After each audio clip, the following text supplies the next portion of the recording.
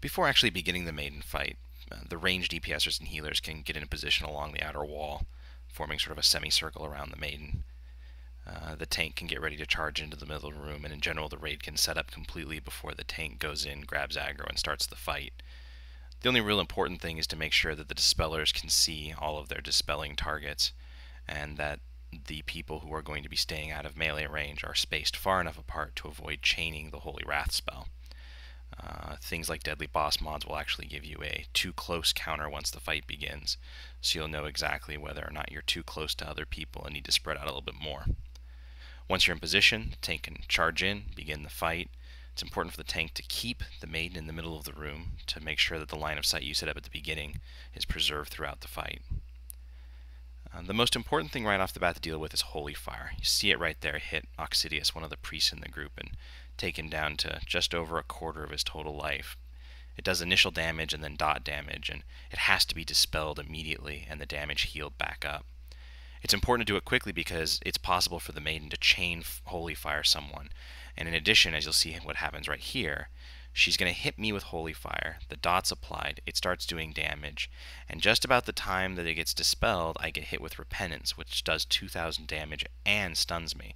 Now at this point our healers are incapacitated except for the Holy Pally Phoenix in front of me, who's used Blessing of Sacrifice on the tank, so he's popped out, but he's focused on healing the tank, not picking up the extra heals around the raid. So it's imperative that when Holy Fire comes out, it's the first thing that one or two of the tanks or one or two of the healers are focused on healing through. The Holy Wrath isn't nearly as much of an issue if people stay spread out. The fight can become a little problematic if you have more than a couple of melee DPSers, as it can become really crowded around the Maiden. It's still possible for them to spread out enough so that even 4 people on the Maiden, 3 melee DPSers and a tank, can spread out enough in kind of a diamond formation to avoid chaining the Holy Wrath ability. Other than that, this fight's really about making sure the main tank stays alive during Repentance.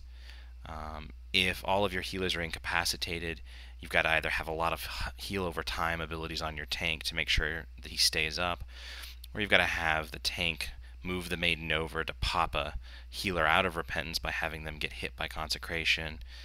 The other option is to have, like we're doing here, a Pally who uses Blessing of Sacrifice on the tank so that the tank shares his damage with the Pally, thus breaking him out of Repentance. Regardless, as long as the healers are really fast at getting that dispel, as you just saw again, off, and keeping their DPS up, it's really not that long or difficult of a fight. She doesn't have a lot of hit points, she's relatively easy to kill. It's much more about making sure that the healing is solid than it is about anything else. And one last footnote on this fight. This is definitely a fight to make sure that you invest in making sure your tank's ready to go. He needs to have as many hit points as possible to last through those Repentance areas, and also he needs to have as much damage mitigation as possible. And crushing blows from Maiden can be pretty intense, and so it's a good idea to make sure that your tank's ready for this fight.